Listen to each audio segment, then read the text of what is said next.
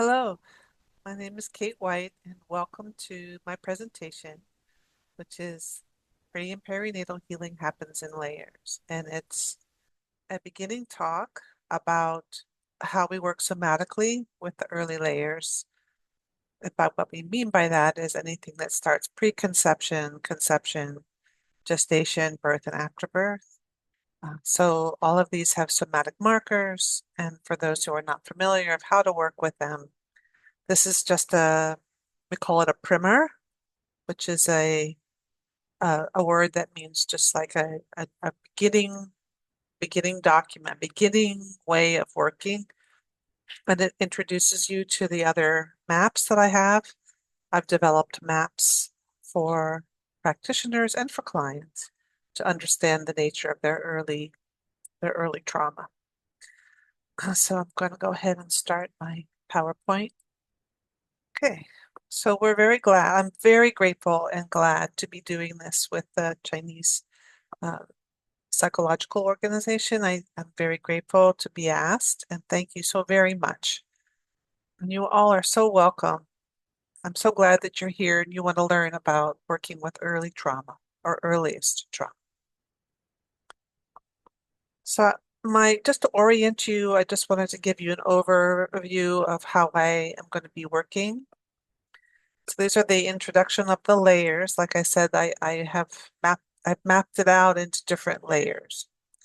And then there's some very important fundamental themes, which I'm going to go through. And then I'll introduce you to my three maps. I don't have a chance to show you all the information about the maps, but I will include a coupon if you want to have access to those maps. They're in my online school, but they're in English, and you're welcome to come and look and see. So I do have recommendations for training, but this will just give you an overview of the work that I've developed. And just by way of introduction, I am a somatic practitioner. I was I was trained to work as a body worker. So I started with manual therapy, and when I started working with the biodynamic craniosacral therapy, that is when I began to encounter some of these early patterns. For those of you who don't know about biodynamic craniosacral therapy, it's a very subtle but powerful form of therapy we do with our hands. We can feel internal rhythms, we can feel the cerebral spinal fluid flow and how the body's responded to overwhelming things. They can be physical or emotional. So it was in the context of becoming that biodynamic craniosacral practitioner that I encountered how adults can have memories of their earliest beginnings, their birth, their gestation, even their conception. So I have quite a lot of experience in developing educational programs. I've run educational programs for the Association for Prenatal and Perinatal Psychology and Health, and I've developed a wide variety of programs. And today, I work I co-created with a midwife, my friend Lois Trees-Ice, who's down in the corner, the integrated prenatal and perinatal dynamics, which will train people to prevent and integrate birth trauma that includes the baby's experience. But these are the practitioners that have helped form my education, somatic experiencing, and biodynamic craniosacral therapy, polarity, and then most of the people on the bottom row are all the people that have shaped how I consider the pre and perinatal somatics. But especially these people, the Chitties and Ray Castellino. Anna Chitty is now the one who's really formed how I work with body trauma and how it's connected to the earliest layers. Um, Her way she has synthesized who we really are and connected to the energy in our body, how it feels, how we can outline it, how we can see it, how we can feel it. She's got a course called the Blueprint Resonance, and I have really adapted some of the basic skills that she teaches there into the working of understanding early layers of trauma. Our our babyhood, um, we have in our babyhood an understanding of who we really are, or how compassionate, loving, caring, forgiving, uh, some of our more peaceful ways of being, they're all in the body of the baby, and they're in our bodies too. We just get layered on. So I have developed this initial map. It's really understanding uh, that we have these early layers. They start preconception, and they include conception, the prenatal period, birth, and the period after birth. There's like implicit memory that's in this early time. It's preverbal, so it's part of our body memory. And within the body memory, there's layers of health and there's layers of challenge. And I train people how to recognize them and what to do with them. So as its basis, it's a somatic pattern language. We're learning how to work with patterns. We're learning how to work with how they show up in a sequence. It's how we hold our body, its shapes, it's how we feel inside our body with sensation. It's how we move, it's in gestures. It's in how we talk about ourselves, often with metaphors. And it's the quality of our presence and our own inner knowing as practitioner that really helps. There's a way that our body will be able to sense and feel what's in between us in the field. That's what we call it, the space between us and around us, as well as in the bodies of the people that we're working with. So we call it the integration imperative, that there are healing that wants to happen. Conditions in the present will trigger the healing that wants to happen. So something about the now is reminding the body of what happened back then, and it hasn't been integrated because nobody's really recognized it or been there. So that's why I have designed a program that will help integrate it right away, after birth. But adults, we all have these memories. We've all been born. So we want to work with the conditions that arise in the present and that are connected to the history. So Ray Castellino was really one of the progenitors, the early pioneers of the work, and he developed these layers here of how we come from source as a spiritual being, coming into cells, and how we develop and make our bodies in relationship with our families and our extended families and where we live and the influences on us from society, from culture, and so our continent and our own planet Earth and our celestial skies. So these are all the layers that he developed, and I also began to really go very deeply into understanding how we come into form, how we have our own self that's in relationship with our environment and how we make our bodies. But we're also in relationship if we have a twin or multiples, our placenta and our environment in the womb, and our mother or our parent. So we are a consciousness that comes from the spiritual plane, and we come into form, and we are shaped. We are shaped like these nesting dolls. We have all these layers that impact us. And so we have a shape. And part of our work is really helping people understand what that shape is and how it was formed, and how you can create your own consciousness or the power of choice to shift and change your shape. So as a practitioner, I've been doing this 30 years. I've really witnessed how we have accepted that babies have experiences. They start even before we are conceived with the intergenerational epigenetic influences on us.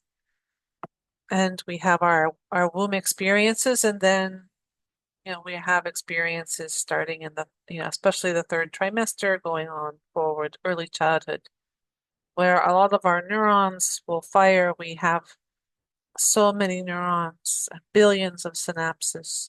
These form neural networks. So the things that influence us in the womb, during birth, and after birth, they're formative and they have sensation.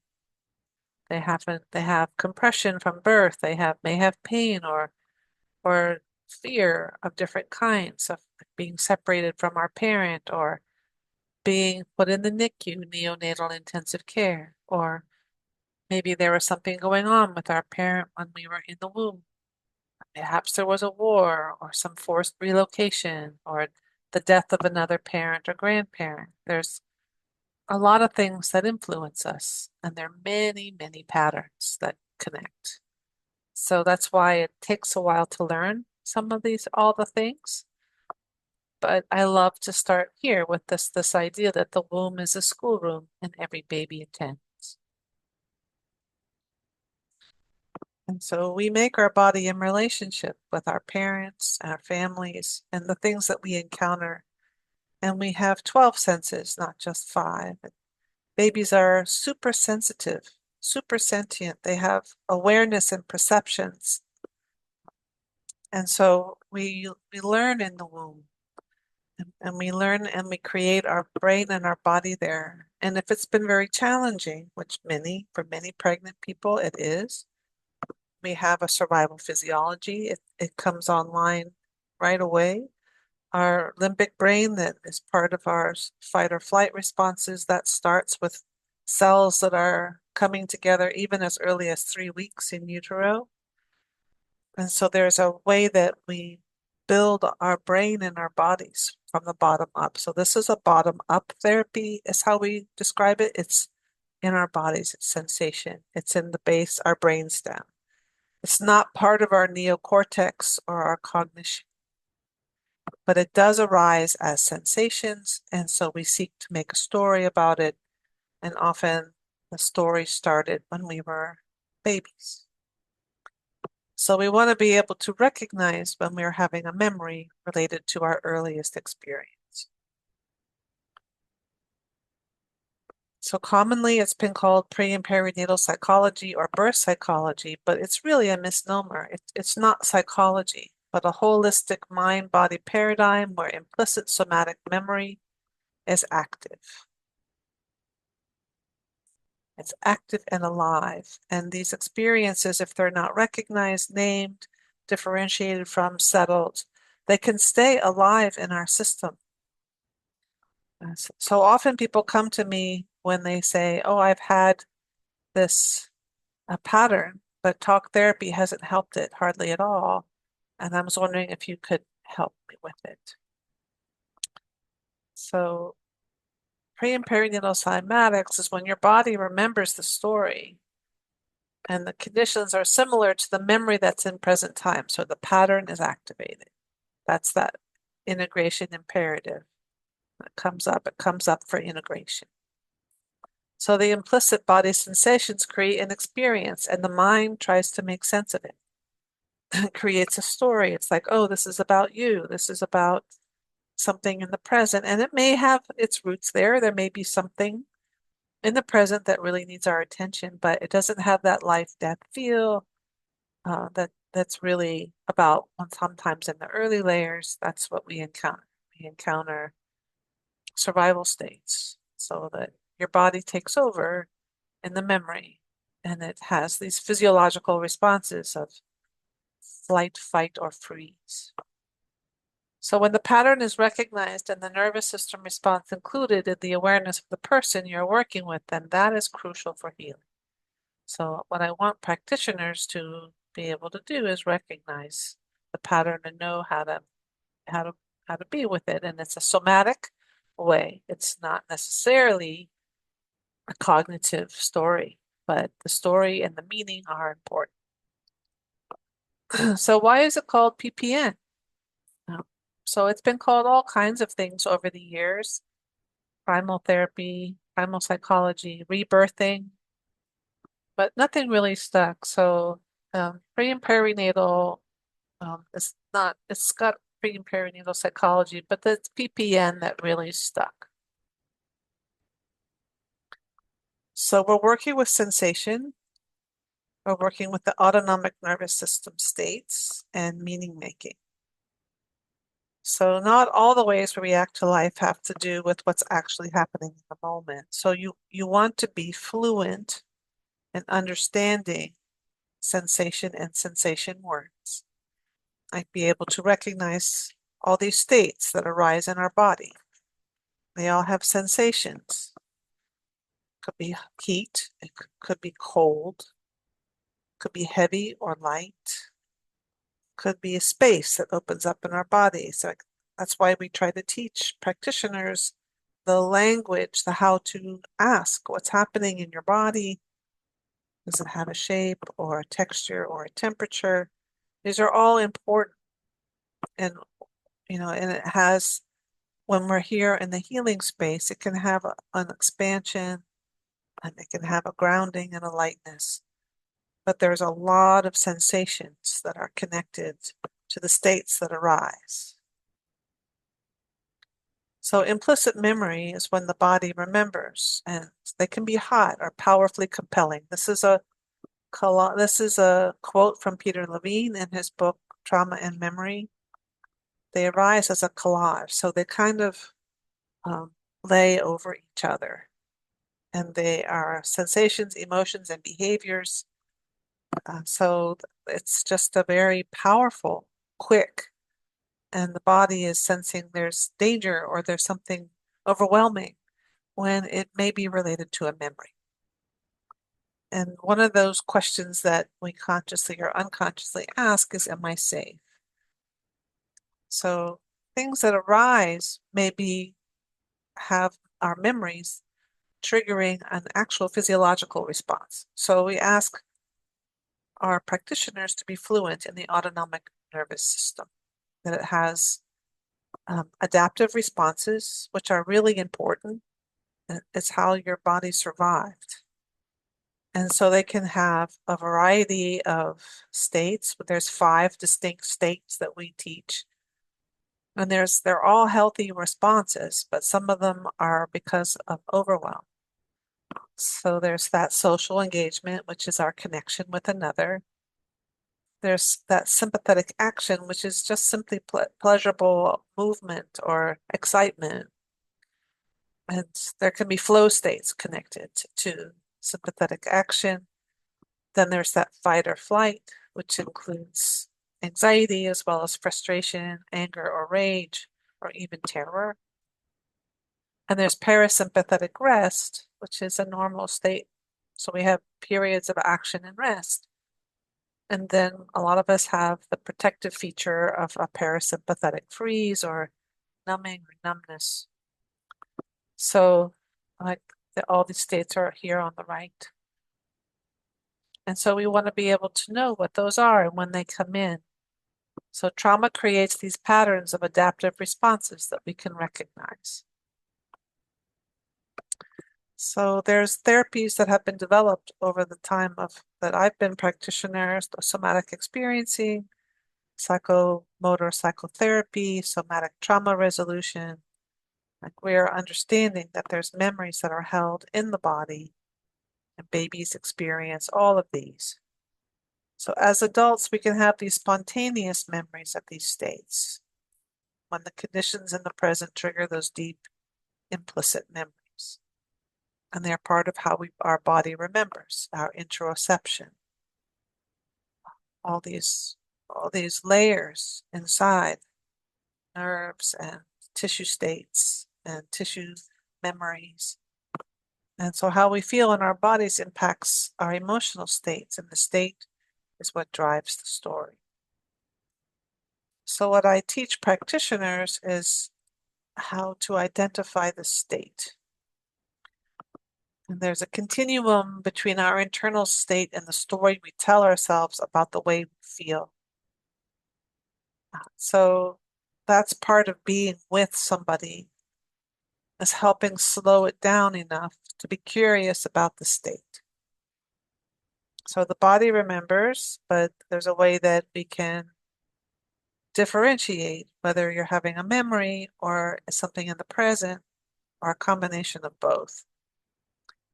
So we can work on a continuum about the stories that we tell ourselves. And when we work with the nervous system with presence and curiosity, it makes our approach more neutral.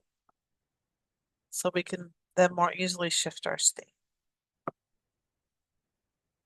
But sometimes the feelings that we're having are so compelling. They're connected to states of terror or survival. And that's when we as practitioners have got to just help people come to the edge of it, back up, and be able to help them orient, to help them. It's not happening right now. So we can really be curious. And there are therapies that are part of our maps to really understand how to integrate.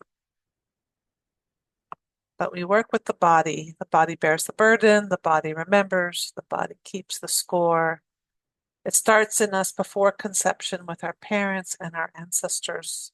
We're a living extension of our family lineages. Some of us have memories that can come from even before we were in utero. It's connected to our lineage, our parent. So I love this saying from Dan Siegel, we are a we.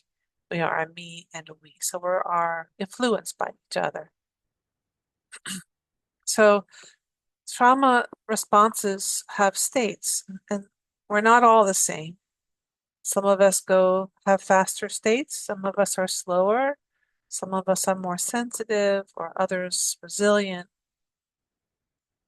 And some of that is how we were shaped by our family or our culture, or what happened to us. And some of it is just natural.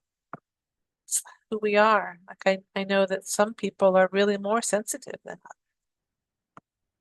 So we're not all the same. So it's hard, even though we all have nervous systems that all function similarly. You just have to be open to helping people understand themselves. So our therapy is restorative. It's like we restore people to themselves, and they gain an understanding and a knowledge. It's empowering. So there are these fundamental important themes. I'm going to go through each one of these. So on the first step is often creating safety. So we do that by creating what we call coherence, which is this flow that we have in our bodies, and it can be very warm. And we couple that with feeling more stable. So this is the first thing. Often, many people just come for these feelings of the expansion and warmth and flow and the stability. And to have somebody who really knows how to be with that and help you feel that. And it's really valuable, and that's where we start. But then there's inquiry, which is how we help people become more curious about their own states. And then there's facilitation, so we can create change. We want to create state change. We want to integrate what's overwhelming, whether it's, it's fight, flight, or freeze, back into our own nervous system's capacity. So we want to recognize the early experiences, which that's part of the training. And we're working with memory, presence, and then the shifting states. So here we are with the definitions of coherency. It's a state of flow. There's like people can influence each other. There's a field of energy around everyone. How we are together can really create that because we're biologically hardwired to be connected to another. But there are positive states that we work to help people feel, whether they're happiness or gratitude, which is a beautiful state, gratitude, generosity, compassion, connecting with a caring other, tend and befriend, which is our nervous system can befriend the other or ourselves. And then it's really how we are together. So some people call it resourcing. We also call it the blueprint. but anything that connects us more to ourselves and to our health. So for a lot of people, it's connection with nature, it's connection with others, or some of our innate gifts, or places of beauty, things that we love to do that make us feel better. Often one of my questions is what helps? What helps you? What helps you feel? What helps you feel better? Often it can be a safe place. It's in your house. And we just have people go to the memories of these good places and we just ask them, how is it when you remember that happens in your body? And when we are really able to slow the pace and help them feel that appreciation for that, there cannot be that feeling of flow or fluid or a spreading and warmth. Often I'll get a feeling of I feel really stable or balanced or anchored, but I also feel light and buoyant. It's a very pleasant state. And we also bring people into it so that they can feel like um, bathed in this goodness. It's physiological. So then we also talk about the field, which is the space between us or the space around us. And people who don't know about this language, it can be confusing. Like, what do you mean, a field? But it's a space and it's an energy space. Like we've been able to discern with heart math that the heart has a magnetic field that can be measured, comes from the heart and the body. And it is an energetic heart field. And it comes out of us, it emanates. And it can have different qualities at different times. So sometimes in energy medicine, it's called the torus, and it's constantly a part of us. Sometimes people call it the quantum, but it exists around all living things, can be measured. It's a whole pattern that is in motion, and it's part of our innate health. So when we're working with people, we want to help them find coherence. And many people are in states that are incoherent or cohesive. So we try to make a difference there by helping them understand, connecting with this consistent, warm, unified pattern inside of us that has the capacity to just expand and then gather, expand, like these patterns in our lives, in our bodies. They're everywhere. It's like day and night and the tides and it's in the seasons. It's a natural state that can get interrupted or ruptured by trauma or things that are overwhelming. So when we're dysregulated and in states that are of overwhelm, we're not logical or they can be hard to understand. We feel disconnected and they can be unreliable.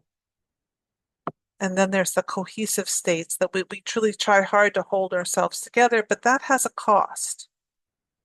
It has a cost to our bodies and our nervous system. So this again is from heart math. We're able to measure, like with heart rate variability, like how the space in between heartbeats. And so these are the the waves, the sine waves, or the patterns connected to these emotional states. So we try to shift, and we try to shift states. And there are all kinds of states. They're not just frustration. There can be anxiety, fear, sadness, chronic states that we are in. We feel disconnected. We don't feel like we don't belong. We feel depression, which is a form of parasympathetic overwhelm. We can feel numb or dissociated or ambivalent about being alive.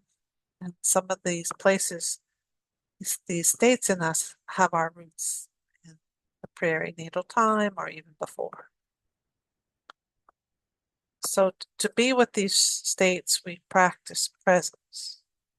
So it's what in the present moment feels good. You see and smell and what is actually in the moment. So that's the gateway to now.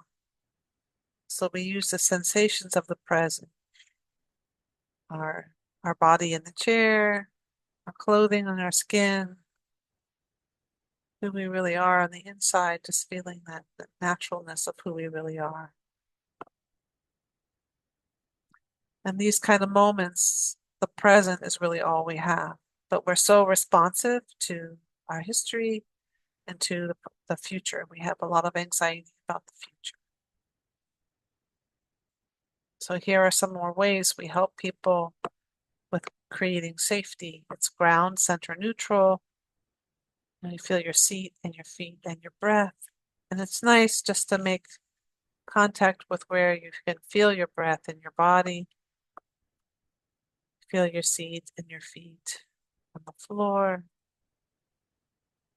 And just make it a practice. There's lots of ways that we can just feel ourselves here now.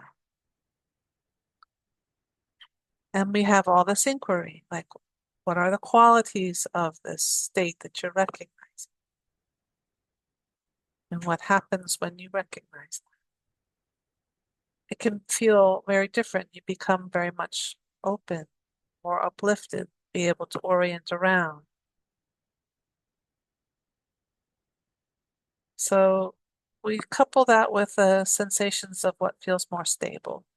I do that through the body, through the muscles and the bones, and the sensations of feeling held, of letting our bodies relax. So it can be the felt sense of something good, like something supportive or empowering. So I'll often ask people, what helps? What helps? Often it's like a connection to nature or another person or something that we feel empowered by. So that then we start to track how we feel in our bodies, allowing it to build. We find ways to create that good feeling, which Anna Chitty one calls the oxytocin bath. So there's a lot of ways that we can do that with presence and with curiosity.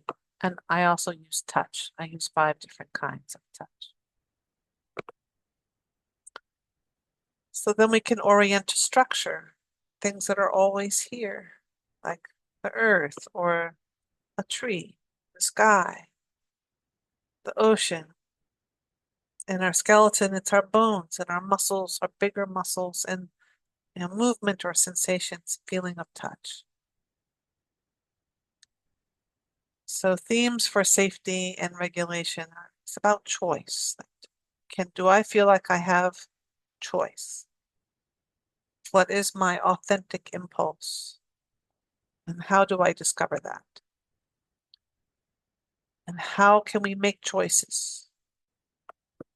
And what is the connection? We connect when and with whom is a foundation for our sense of safety. It's a biological imperative. And this is a saying from Desmond Tutu, who was a wonderful, beautiful pope in South Africa. I am because we are Ubuntu.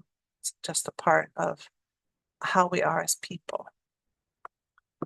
In the polyvagal theory by Stephen Porges, there's a way that we use neuroception, which is constantly how we're reading the environment for cues of safety or cues of danger. It's just a natural, normal part of who we are. And so we have our own experiences that have influenced us. So once we have established that sense of coherency and stabilization, we go on to inquiry and facilitation. So inquiry is the use of open-ended questions and recognition. We recognize states and we recognize how they are in the body, and then we become curious. That state of curiosity often is what really helps us, especially practitioner, if you can be curious. And there's a knowing. That's why we like to train people. Like once you can feel that inner knowing, you have worked on yourself, so you know, and you know where you're going. That's what I tell my students. You're going toward these blueprint states or more coherent states. And you know that they're right there underneath these challenging sensations of whatever is overwhelming. But you have the skills of understanding how to lead people to be curious about the states and come to the edge of it, not to go deep in. And so your quality of presence and curiosity is most important. And then there's ways that we recognize what is connected to an early experience, and that really is all the training. This is Ray Castellino. He developed a training that helped us understand all these early layers. There are quite a few. Start preconception. There's a big focus on what helps, what's resourcing, what's connected, but we go toward these challenges, things that happen before we are incarnated, when we are incarnated, what happens for us as prenates in the womb, and then how we are born. There can be a lot of layers even there, and then things that happen after births and that are connected with our family. So again, I call it a somatic pattern language. And there are so many things that influence us, and it's just the first 18 months, really, first 2 years of life. And that's like the roots of our tree. If we're a tree, we grow on top of that. We grow because of that in our way. So Ray used to say that we have all these layers. They have physical, emotional, psychological correlates. They become stacked and compressed and often unaddressed. So our job is to decompress and help people make sense of what happened and have them come some kind of meaning or integration for it. So when working with adults, we address these layers. These layers shape our foundation. This layer, along with many other layers, shape us. We identify the early layers based on history, a felt sense, and the story. So you're trained as practitioner to recognize the layers. So finally, when we are in the process of helping people integrate, we work with shifting states, state change. You want this state to not be constantly roiling around inside of us, really creating havoc, which is really a memory. And so we help people by helping them recognize the state. So our earliest implicit memories, they may be alive and looping. We may not even know what they are because we may not have any information about our birth. And there are things that only the baby knows. So only the baby can remember the things that happen in utero. There are things that parents don't know. And the baby has their own experience of birth as well as the parent. So it can be complex. So with practice and training, you begin to get to know your patterns. And I have maps that I'm going to tell you about. But the skills are the most important things. Their presence, how you are in your body, recognition of state, slowing the pace, pausing, and then working to shift the state and even integrate the experience with therapy.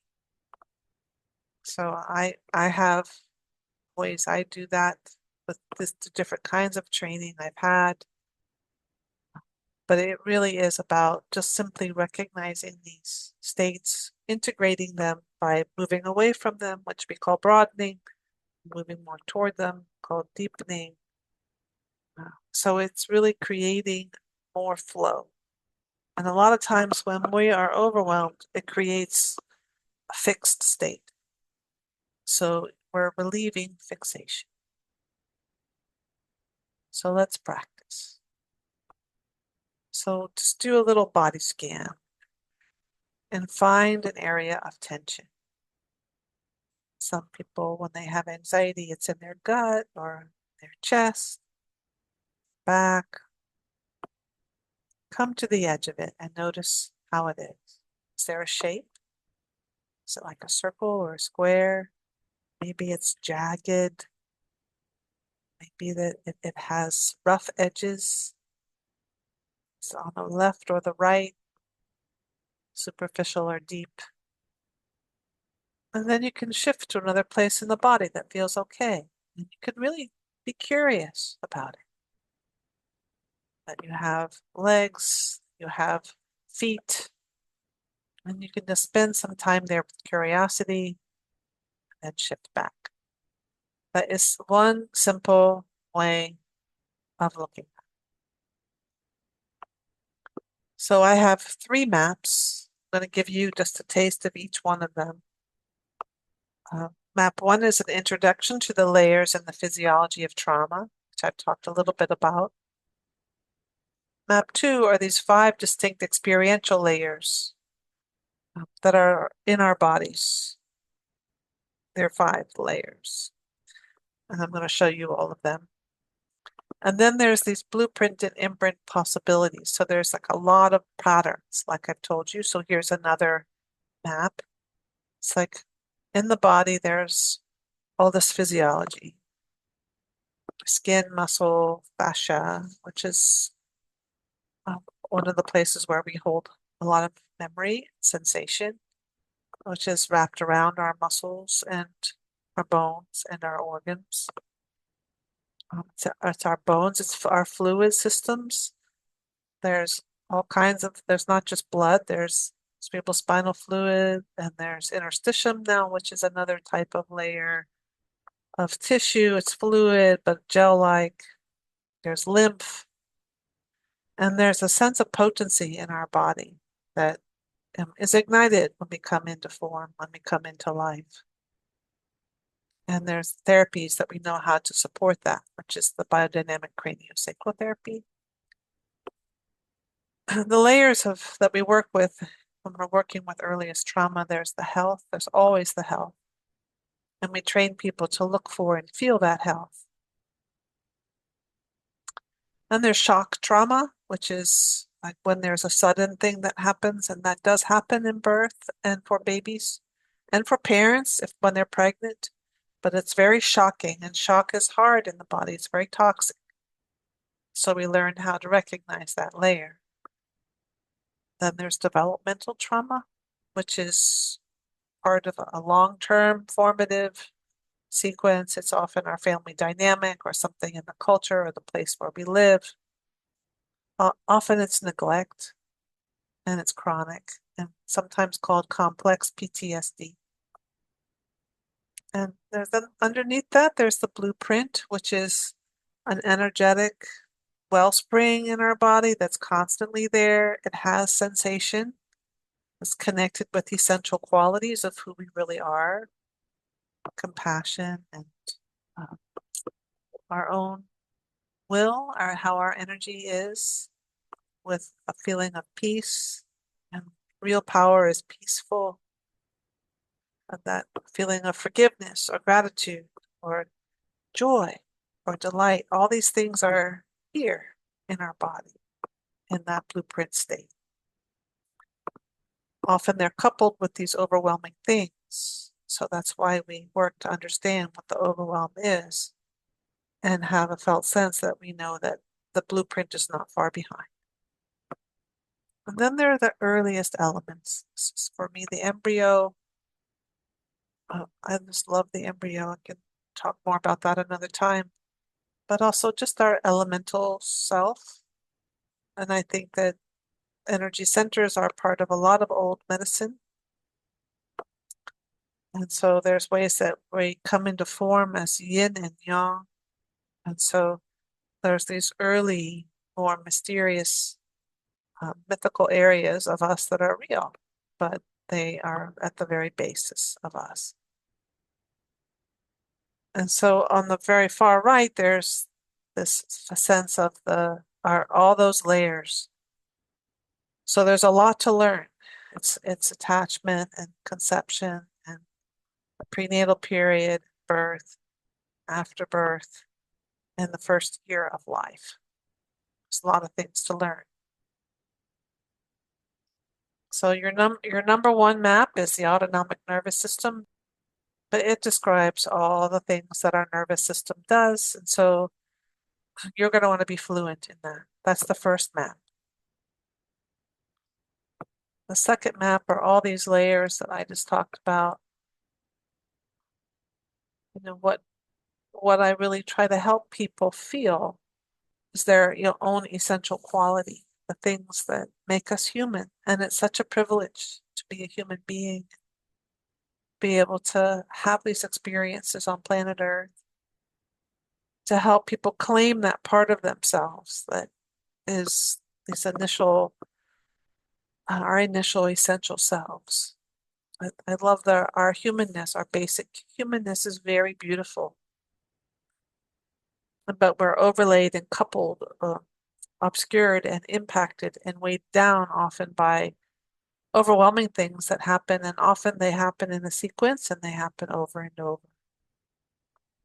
So we try to repair these things. It's reparative, like repairing ruptures that happen, and also some of those more shocking things that also happen, all the while reorienting people to the health in their system that's also always there. So it's quite a dance, and it's learnable and doable. So these are, again, some of the many things that happen. There are all these layers of experience. And those are the things that you learn when you go for training, and you're able to recognize them in the people who come to seek help. And that I don't have time to go through today, but I do have in my online school, I have more descriptions of those things, and you're welcome to explore those. So these are all the layers, and they have physical, emotional, psychological correlates, sometimes fear, sometimes mastery, sometimes empowerment, sometimes terror. But they all get smashed in there. And so our job is to decompress and then go layer by layer, helping people integrate. So recognize the layers, work with a slow pacing and tempo to support that coherent state.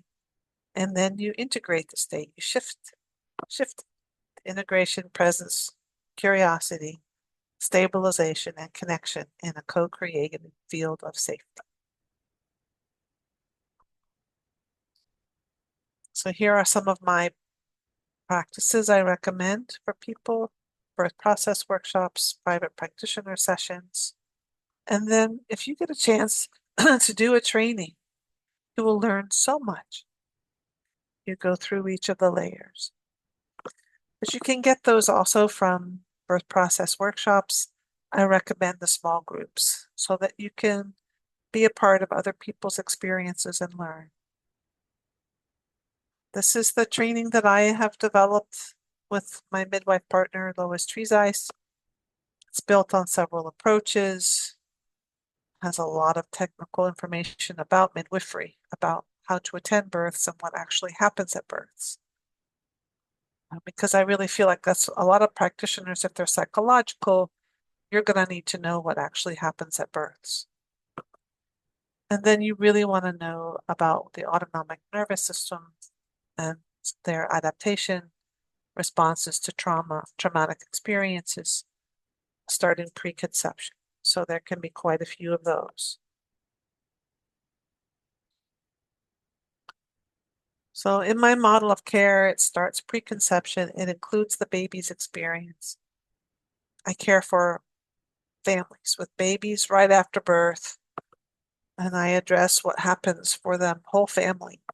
And I work with adults as well. I work with their own early experiences. And then I always address this baby within the adult. So that's what I have for you today. These are some of my programs. And thank you.